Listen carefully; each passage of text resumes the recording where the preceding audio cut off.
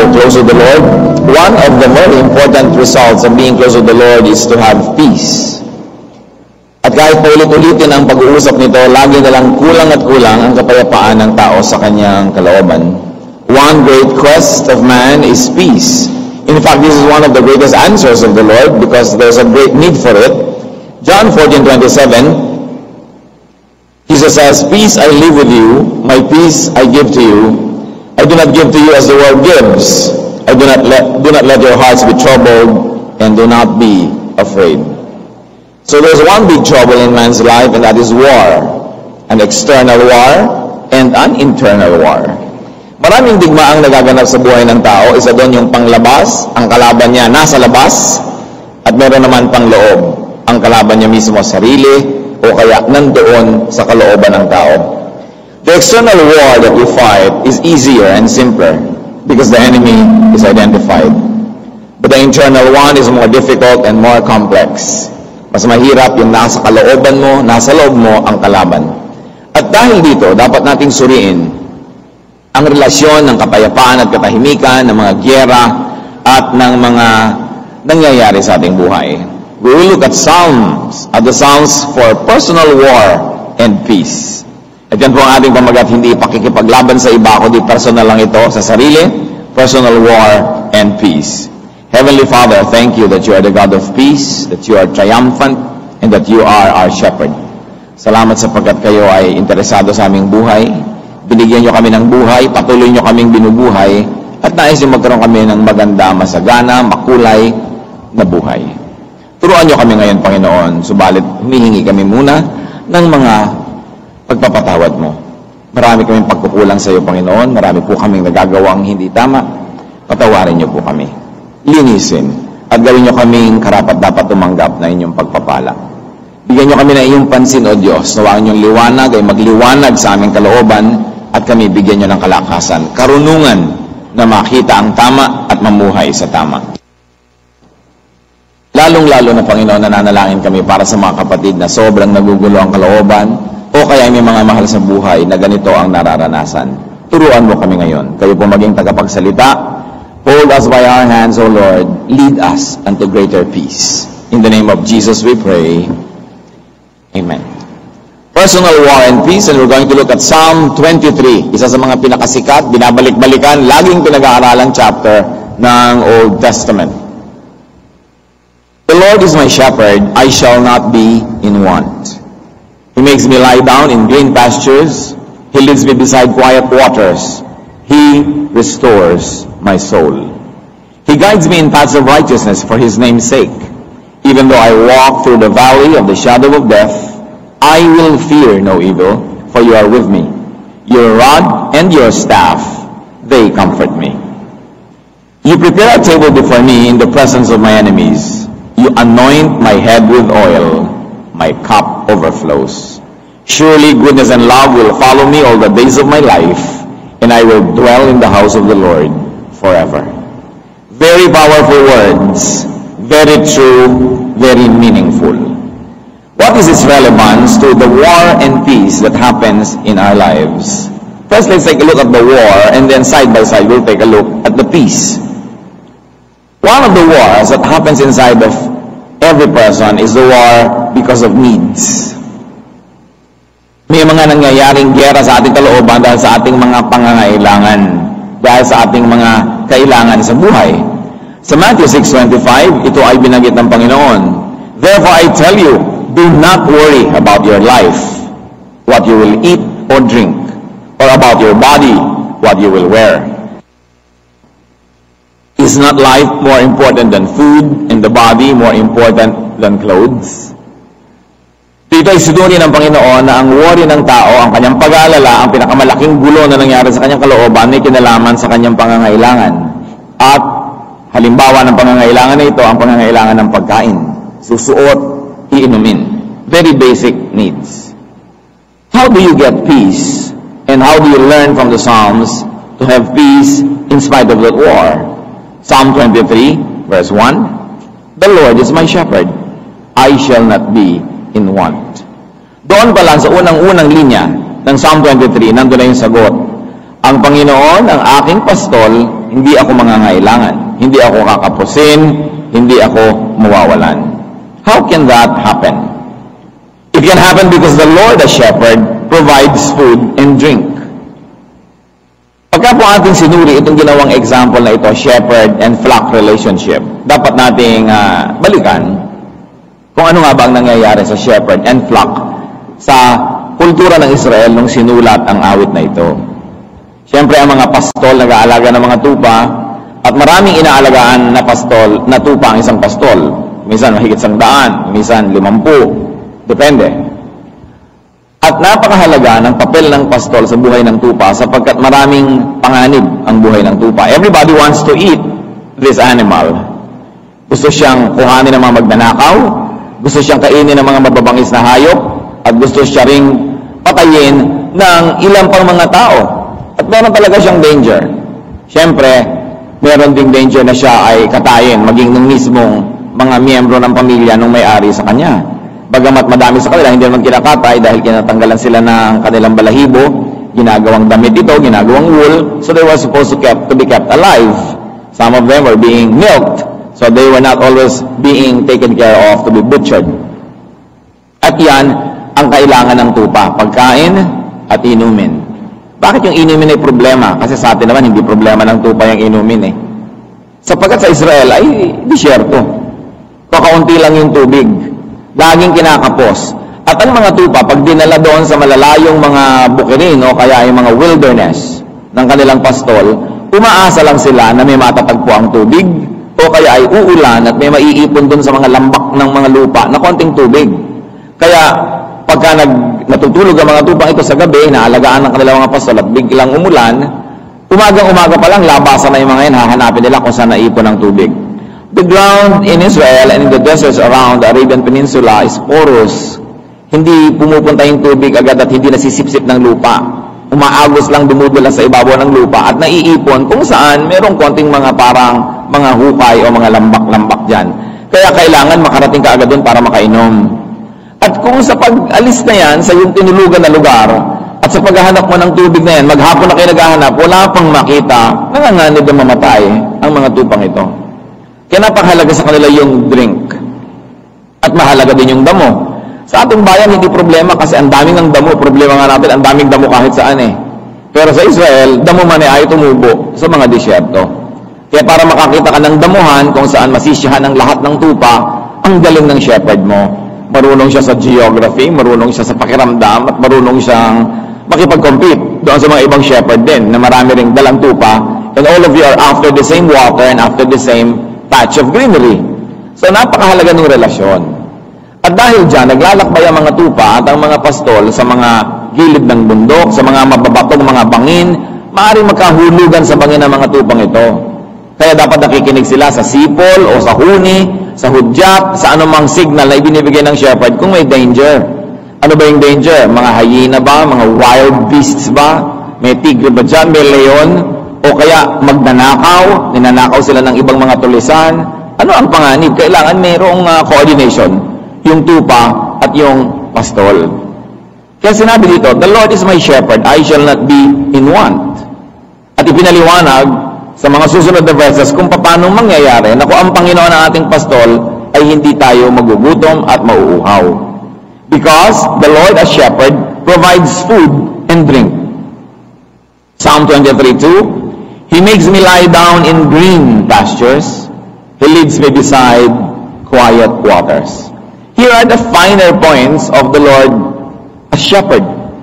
Hindi lang siya nagpapakain, humihiga ka sa damuhan. Ibig sabihin, napaka-berde ng pupuntahan, napakaraming pagkain available, hindi mo lang nakakain, hihigaan mo pa sa dami. He makes me lie down in green pastures. At pagkatapos sabi, He leads me beside quiet waters. Why does the water have to be quiet? Ang mga tupa, takot sa tubig na gumagalaw, tubig na umaagos. Ayaw nila nun, kahit hindi mo mapapainom kung umaagos ang tubig. Kailangan still, quiet water.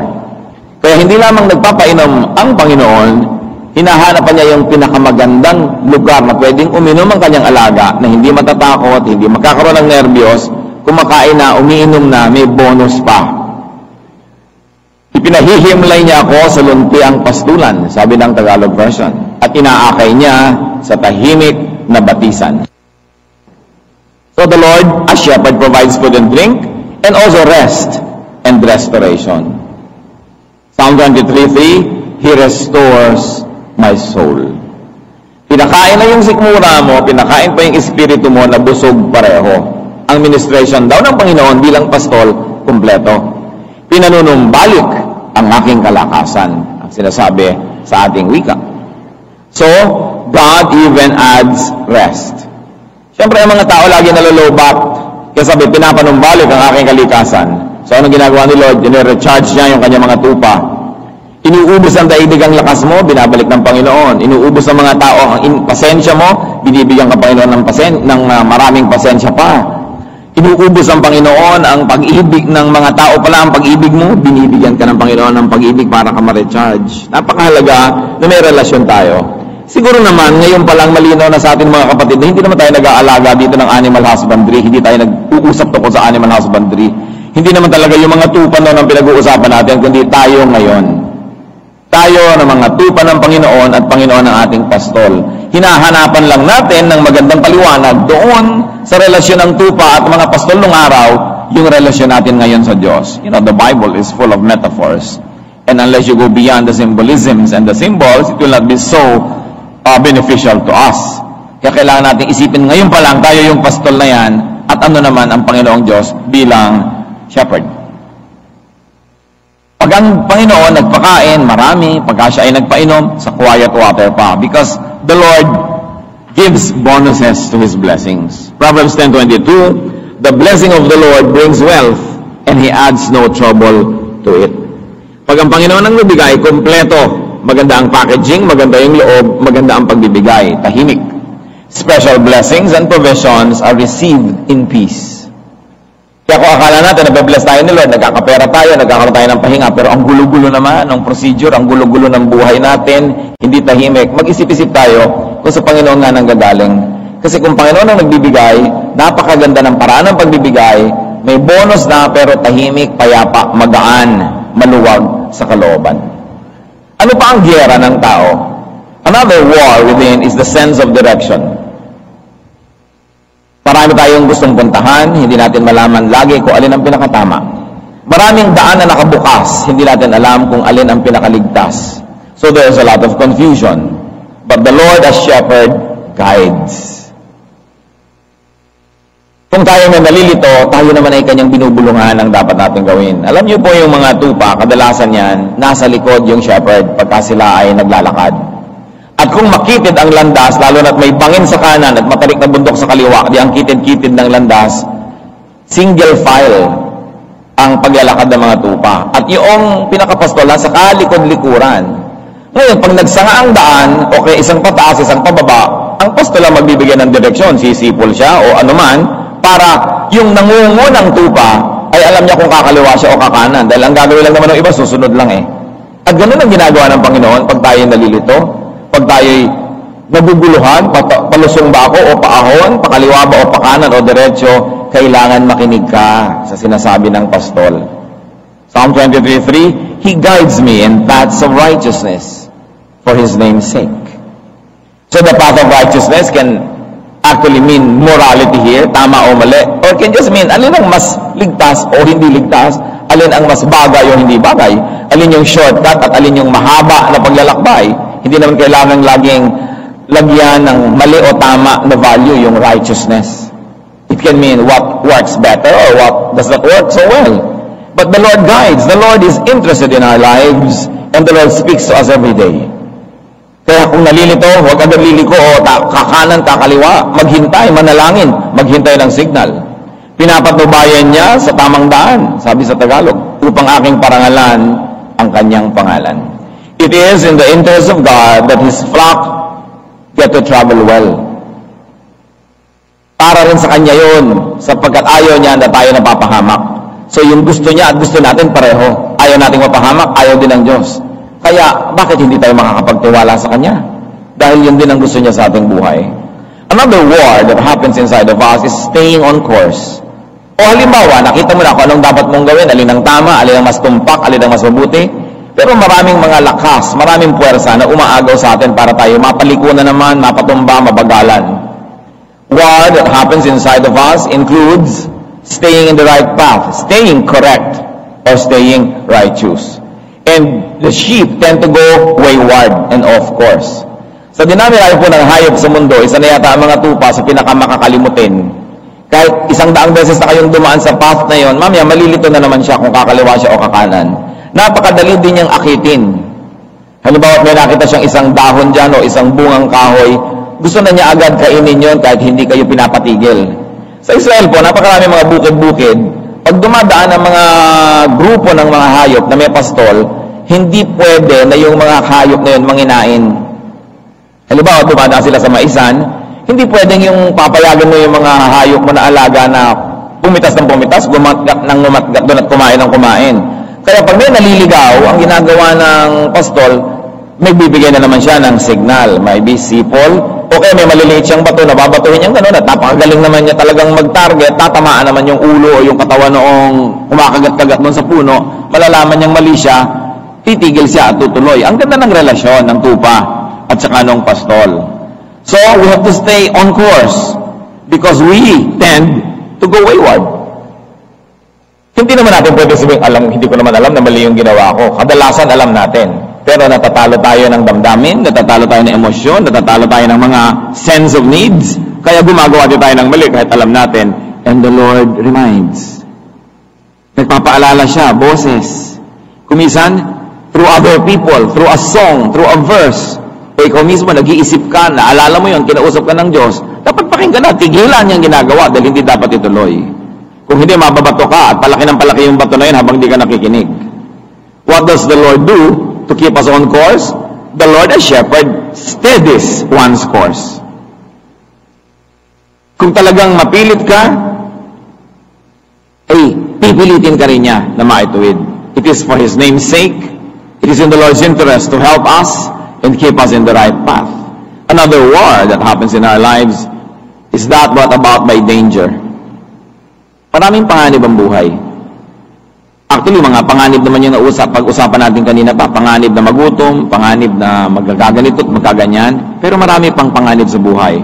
There are threats to our well-being and life. No? Katulad na pinag-usapan natin na maraming nagnanais na pumatay doon sa mga tupa na ito. Maraming panganib. Nearly everyone wants to devour the sheep. Naranasan nyo na ba, mga kapatid, na parang lahat ng tao gusto kayong kainin? Gusto kayong pagsamantalahan, gusto kayong gamitin, gusto kayong angkinin, gusto kayong pagsawaan, pagpasasaan. Sometimes you feel that. Especially kung talented ka, so many people want you. No? O kaya marami kang pera, so many people want to befriend you. Gusto ikaw ang kabarkada. O kaya maganda ka physically, lahat ng tao na lang may pagdanasa sa'yo, na nung ligawan ka, kidnapin ka, kung anong gustong balak sa'yo para kanila pakinabangan. There are times when we feel like sheep. Everybody wants a piece of us. They just like to devour us, to bite us, to enjoy us. And what is the Lord's answer to this danger? The Lord, as shepherd, accompanies His flock. Sabi sa Psalm 23 verse 4, isa sa mga pinaka-popular lines in the whole Bible, even though I walk through the valley of the shadow of death, I will fear no evil, for you are with me. Your rod and your staff, they comfort me. Sa paglalakbay ng mga tupa, pinaka-considered dangerous when they are traveling between two mountains in the valley below. Kasi doon sa valley na yan, kuminsan may konting vegetation, may konting tubig dahil dyan naiipon, kaya nandyan din yung mga dangerous animals, yung mga kumakain ng kapwa nila hayop, nandyan din. Nandyan yung mga wild beasts. Nakatago sila sa mga likod ng mga halaman at mga bato. Kaya mabuti pang naglalakad ka na lang sa isang linis na desyerto, nalalaman mo kung may malapit na panganib. Pero pag nasa isang valley ka, sa libis, sa pagitan ng dalawang bundok na paliko-liko, hindi mo alam kung sa biglang liko mo, meron na biglang leon doon. Hindi mo alam na bigla na lang palang may kung ano-ano nung kaya si David, di ba? Nakipaglaban pa sa leon kasi gustong kainin ng leon yung mga alaga niyan tupa. Hindi mo alam. Pero ang sinasabi po ng Psalm 23, Even though I walk through the valley of the shadow of death, I will fear no evil, for you are with me. Your rod and your staff, they comfort me. Dumaan man ako sa madilim na libis ng kamatayan, wala akong katatakutan. Pagkat ika'y aking kaagapay, ang tungkod mo at pamalo, aking gabay at sanggalang. It's very interesting that the word comfort was used. Sabi, your rod and your staff, they comfort me. Kung atin pong susurian ang pagkakagawa ng rod and staff, kadalasan ang isa pong pastol ay may dalawang hawak. Isang matibay at diretsyong patpat na halos ay gangga braso o gangga hawak ng kamay niya, kaya niyang hawakan pero matigas yun. At meron naman na isang naliko ang dulo. Nakakakita kayo ng mga drawing niya nung shepherd's rod and staff. Yung parang question mark, parang kalawit yung dulo. Ayan, yung mga dala-dala. Kasi, pinapamalo mo yan sa kalaban. Pamalo mo yan sa mga leon, pamalo mo yan sa mga hyena, sa mga magnanakaw, sa mga tulisan. Pero nakaliko ang dulo niyan, kasi pag yung tupa mismo ang lumiliko at hindi dapat lumiko, kinakawit ang leeg, ibinabalik sa dapat niyang kalagyan. Masakit yon, yung hinihila halaga niya para ka lang bumalik. But very interestingly, the psalmist said, your rod and your staff, they comfort me. Sinasabi niya, pag nakikita ko ang hawak mo na yan na pamalo, gumagaan ang loob ko. Natutuwa ako, pumapanatag ako, kasi alam kong gagamitin mo yan sa mga taong gustong sumira sa akin, pero alam ko rin gagamitin mo yan para ituwid ako kung ako'y nagkakamali. Sapagkat kung merong mga hayop na nahulog sa banda-banda doon ng bangin, pwedeng gamitin yung kalawit na yan para sila mahila pabalik. Masakit yung hinihila ka pabalik. It's uncomfortable. It's inconvenient. It can be painful. But at the end of the day, it's what's good for the sheep. Kaya, may attitude dito yung sheep. Sabi niya, kahit mo ako hilahin, kahit ako masaktan, kung ibinabalik mo naman ako sa tamang daan, mawawala ako sa pagkahulog, malalayo ako sa panganib, comfort ang bilang ko dyan, hindi discomfort. Matutuwa ako dyan, hindi ko yan iiwasan, kahit ako masaktan. Kaya nakikita po natin yung magandang relasyon ng tupa at noong pastol. Na yung pastol nag-aalaga, pero yung tupa naman nagpapaalaga. Handa at na siyang sumunod. Willing. Another war, of course, that the sheep always have to face, related na to sa nasabi natin noon, hunger and want. It's a repetition of the first need and war that we have talked about. But the Lord as shepherd feeds. Naulit kasi yung pagpapakain eh. Kanina, binanggit lang that dinadala ka sa damuhan, pinapakain ka ng damo, pero may ibang uri ng pagpapakain na ipinakita dito sa Psalm 23 verse 5. You prepare a table before me in the presence of my enemies. Ipinaghahanda mo ako ng salo-salo na nakikita pa nitong mga kalaban ko. Ito pa ang isa na napakagandang katangian ng ating pastol. Nagpapakain siya sa'yo at nakikita ng mga kalaban mo na pinapakain ka. Hindi lang ito pang-iinggit, mga kapatid. Malalim ang pinanggagalingan ng salitang ito. Sapagkat sa kultura ng mga taga-disyerto, ng mga Bedouins, ng mga desert dwellers, pag ikaw ay pumunta sa tent ng isang desert dweller, katulad noon ni Abraham, nagpapahinga siya sa tent, may dumaang mga banyaga, inimbitan niyang kumain, nakisalo sa kanya. Pagka nagpakain ka sa iyong tent, at kita yan na yung mga kapitbahay, kasi yung tent, hindi ka sa loob nagpapakain sa labas. May habong lang yan, may carpet, kita ka ng lahat. No? Usually, mga women nandun sa loob ng tent. Doon nandun si Sarah nung siya'y tumawa, nadinig niya yung usapan, ng mga lalaking nasa labas. So, sa labas nagpapakain, kumbaga sa ating bahay, nasa balkon ka, ganun, kita ka na kapitbahay. Alam niyo yung ibig sabihin yan, hindi ka lang pinakain. Pag pinakain ka ng taga-tent na yon, ibig sabihin, wala na pwedeng gumalaw sa'yo na hindi dadaan muna sa kanyang pagtatanggol. Dadaan sa ibabaw ng kanyang malamig na bangkay, sabi nga nila. So, if a desert dweller feeds you in that part of his tent, he is announcing to everyone that he is under your protection, that you are under his protection, that he will die first before anybody could touch you. At ito yung lalim ng sinasabi dito na ang aking pastol naghahanda ng pagkain para sa akin, ipinaghahain ako at kitang-kita ng mga kalaban ko.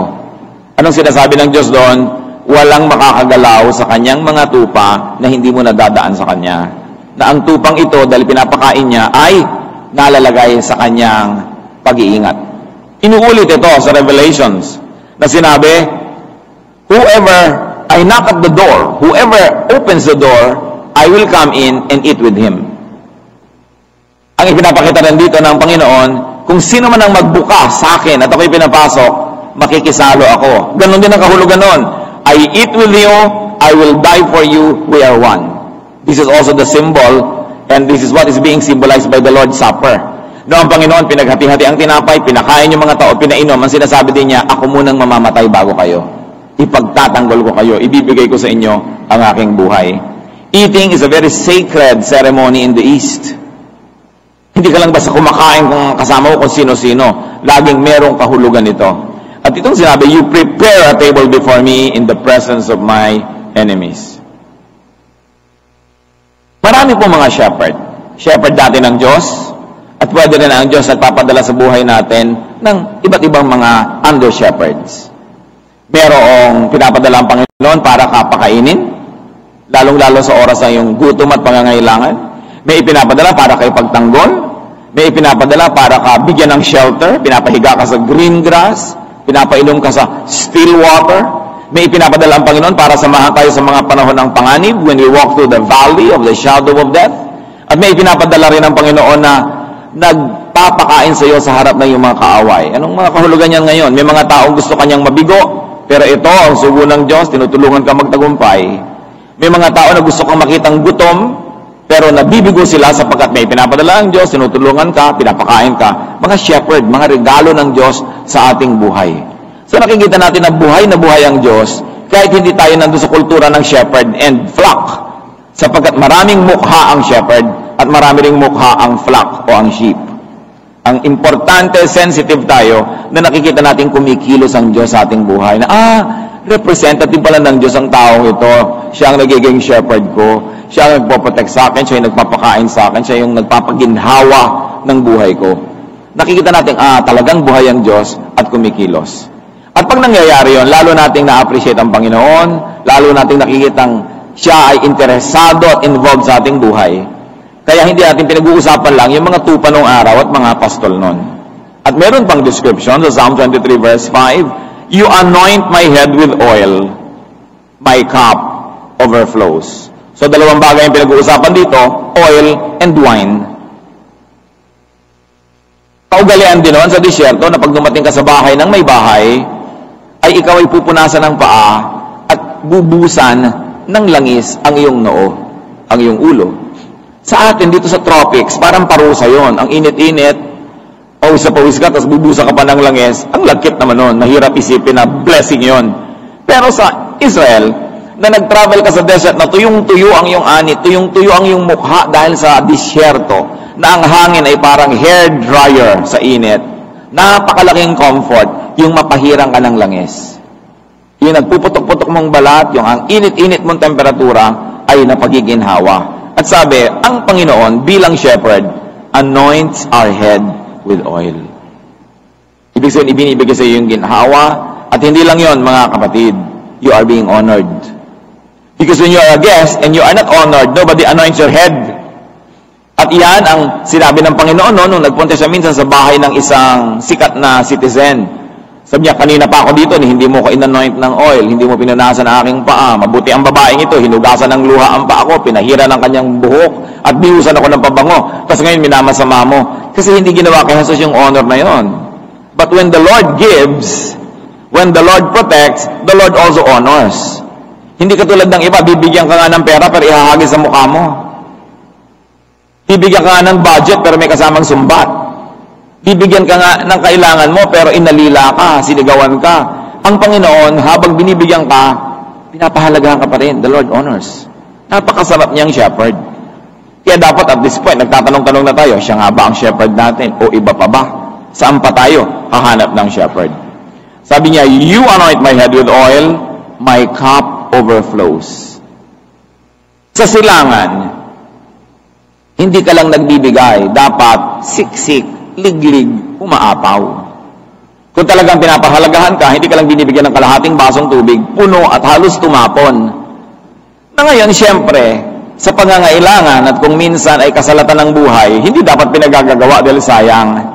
Kaya kung minsan nagtataka tayo, meron ka halimbawa kaya kamag-anak galing probinsya o meron kang kasama sa bahay na galing sa probinsya, bibigyan ka lang ng sabaw, umaapaw, bibigyan ka ng tubig, umaapaw, binibili mo pa naman mineral water, bawat patak may bayad. Kasi kung kalahati lang, konti lang, pero apaw ng apaw. Kasi sa ethics ng mga taga-lalawigan na hindi pa nahihipo ng mga exigencies of city life, pag binigyan ka talaga, dapat sobra, dapat marami, kasi parang minemenos ka nila, hindi ka nila ginagalang, kung konti ang binibigay. Kaya kung minsan, ulit ka na ng ulit, huwag mong punuin at sayang, puno at puno pa rin, dahil nahihiya sila na bigyan ka ng konti. And if we're going to understand that kind of ethics, that it is the same set of values that was prevalent in Israel. Kaya, umaapaw ang ibinibigay ng Diyos, hindi konti. At hindi ito sa pag-aaksaya, ito ay pagbibigay halaga, honor doon sa binibigyan. Another war that happens in our lives is the war of insecurity, that we lack acceptance, and generally, people lack affirmation. Marami mga tao, kahit ang ganda-ganda na, iisipan nila hindi sila maganda. Kahit marami na taong gusto sila, iniisip pa rin nila, hindi sila kaibig-ibig. At marami mga tao nag-iisip, mahal ba ako ng tatay ko, ng nanay ko, ng pamilya ko, mahal ba ako ng asawa ko, hindi na yata, mahal ba ako ng anak ko. Marami tayong ganyan insecurities. And what does the Lord? A shepherd gives. The Lord affirms. Idinidiin, inuulit, ipinapakita ng Panginoon ang pagpapahalaga niya. Kaya sabi ng Psalm 23 verse 5, You anoint my head with oil, my cup overflows. Parang kulang pa ba? Ayan ganyang patunay na pinapahalagahan niya tayo. So, ang mga shepherd na binibigay sa atin ng Diyos are people who give us correct praise. People who lift us up. People who value us. Kaya kung may nakikita ka mga tao nagpapahalaga sa iyo, pinapaangat ang iyong damdamin, pinapahalagahan ka, yan ay mga regalo ng langit na dapat ay pinapahalagahan. Because the Lord soothes, the Lord comforts, and the Lord restores. One other war that happens inside a person is the fear of homelessness. Parang wala kang bahay. Especially sa ating kultura, it is of course the obsession of the middle and the lower income classes to have their own houses or homes. Kasi marami sa atin come from a culture of poverty and we never know how it is to have a home. Nakikitira, nakikitirik, nakikisilong, nakikikung ano-ano ang marami. At yan ay takot, pangamba, insecurity ng maraming tao. Sometimes the feeling of their own spouses with their husband or wife.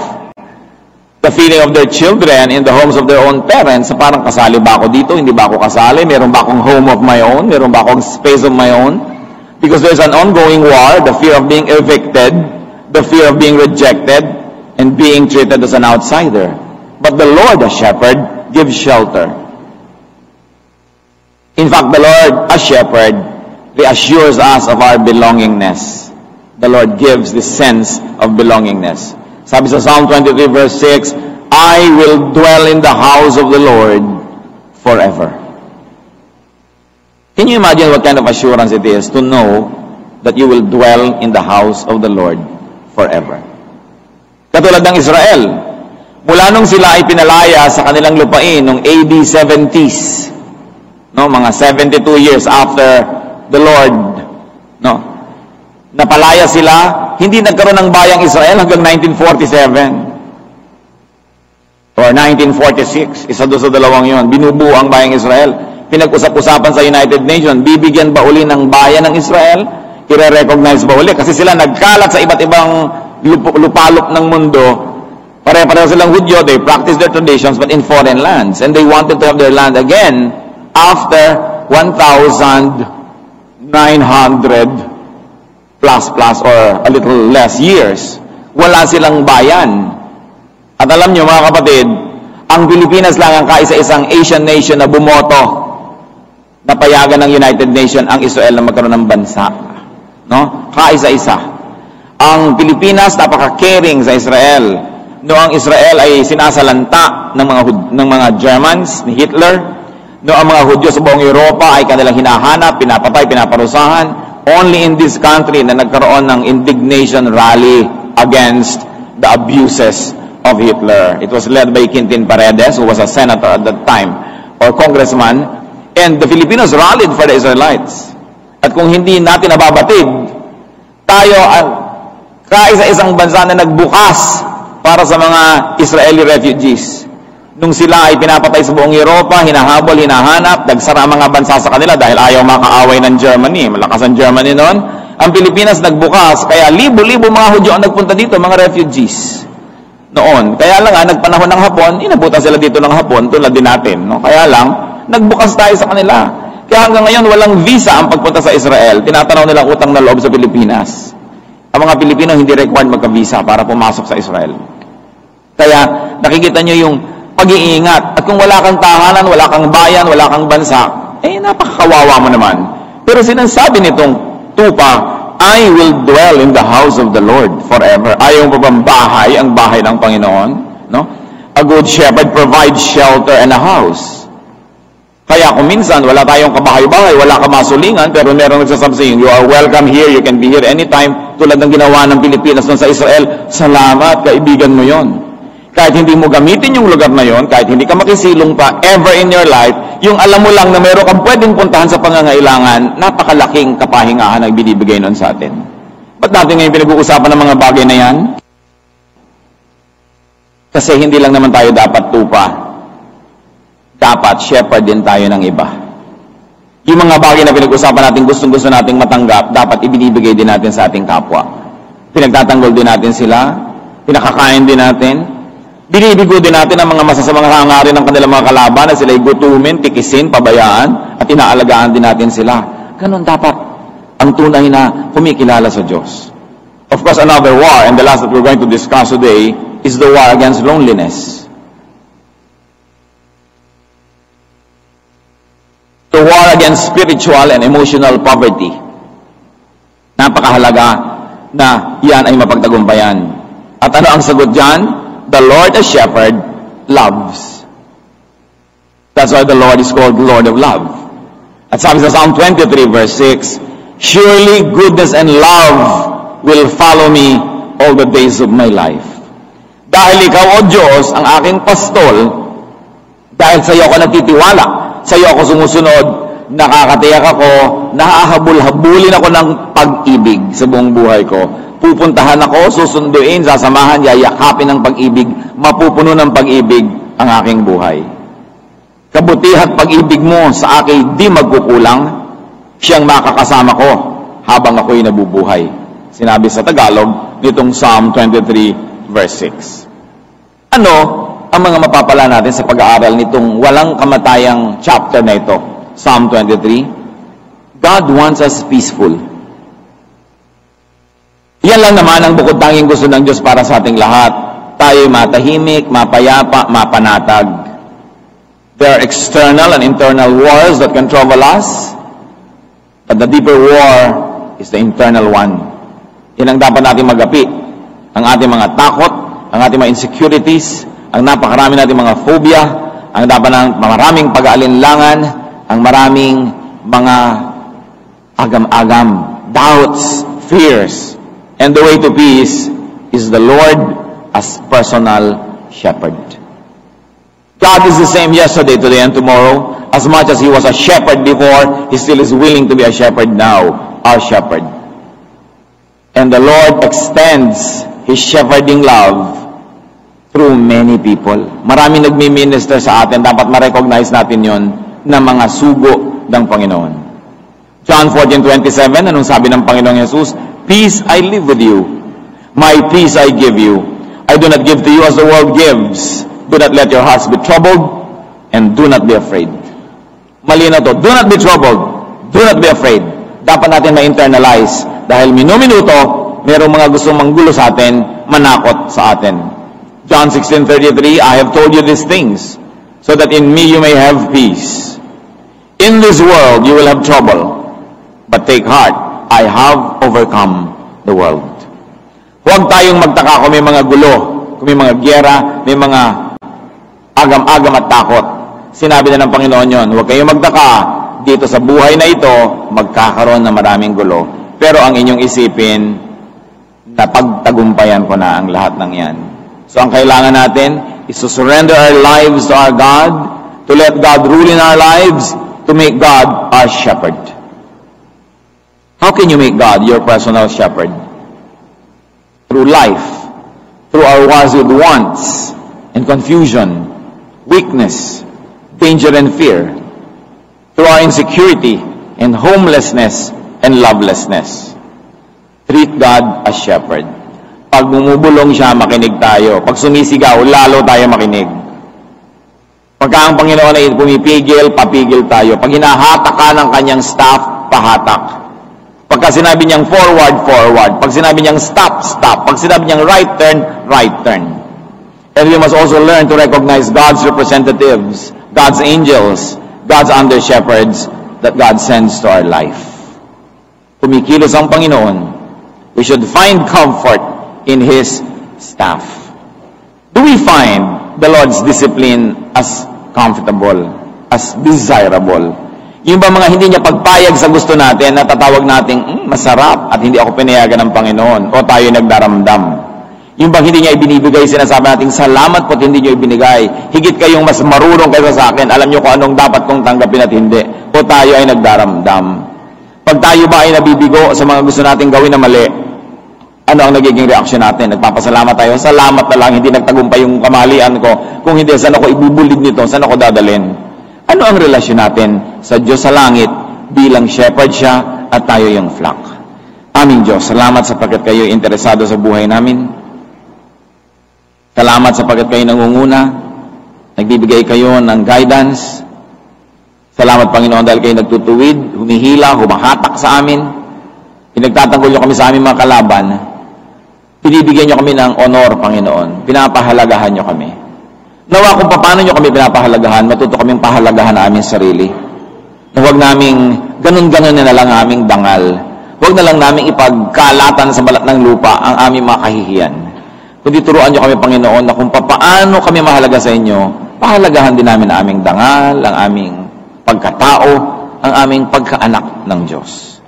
At nawa, Panginoon, sa pagbubulay-bulay ng Psalm 23, makita namin na, oo, totoo, maraming nakakatakot sa buhay.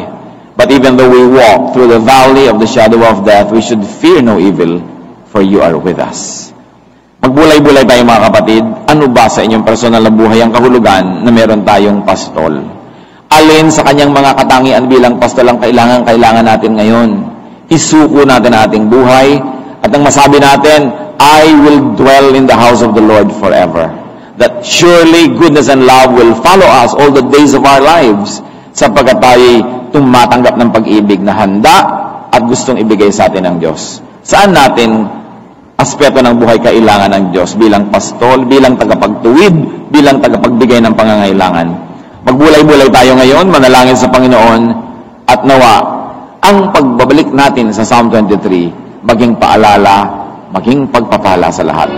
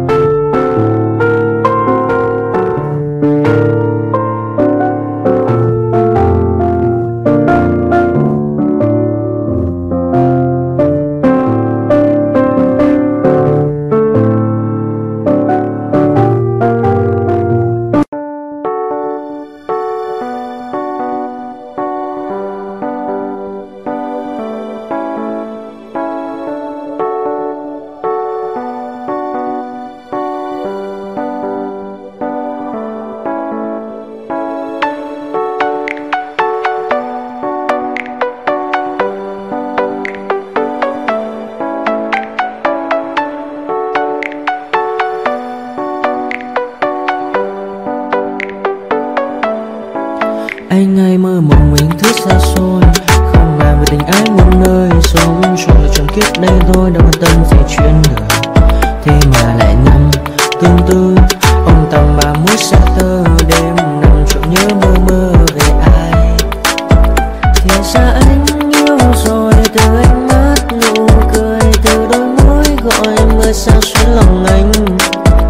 Thì ra mê em rồi, ngày hay đêm mong lời, chỉ nghĩ đến em thôi. Đó là do anh đã yêu rồi, anh đã yêu rồi, anh đã yêu rồi. Anh đã yêu rồi, anh đã yêu rồi, anh đã yêu em mất rồi.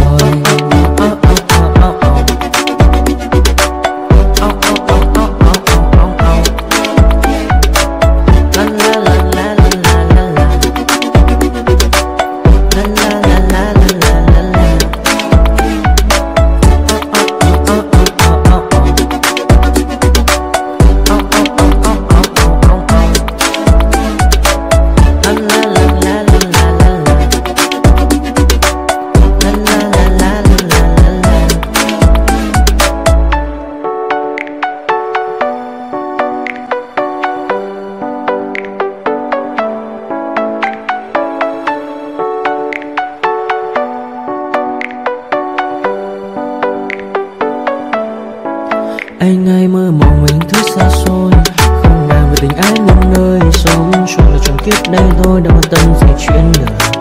Thế mà lại nằm tương tư, ông tầm 31 xa tơ. Đêm nằm trộm nhớ mơ mơ về ai.